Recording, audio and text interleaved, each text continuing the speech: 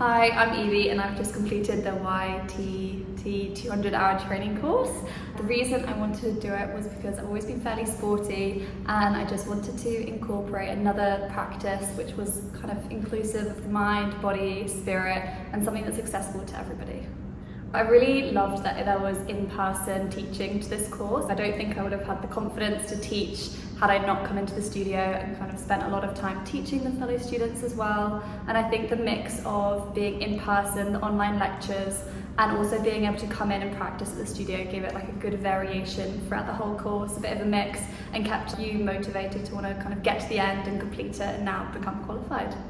I think one of the biggest challenges was probably teaching your fellow students. I didn't expect it to be so tricky to kind of take the floor, and it is basically public speaking, which I'm not very good at anyway. So I think having the confidence to know your practice, know where you stand, know that your students are going to follow and listen is a big learning curve. And I think having done this last exam just shows that like everyone can do it. I probably dismissed a lot of the philosophy of yoga and like the more spiritual side of it because I've always been more of like a sports person, use it for physical kind of activity. And I think there's been a few times, even when other people have been teaching in the course, and you're in Shavasana and you're like, oh, I actually feel so different than when I came into the practice this morning, and just feel so light, and like I want to kind of keep practicing and like get this feeling again that I don't ever really experience unless I'm kind of on the floor, on the mat and practicing. I definitely want to start teaching somewhere. I'm actually going travelling for a bit, so I'm going to try and get a volunteering job at a hostel,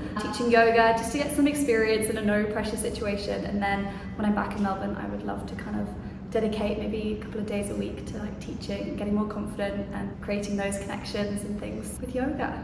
I would say obviously definitely do it if you're thinking about it. I think it's amazing to have something so accessible in your repertoire to kind of bring out something different.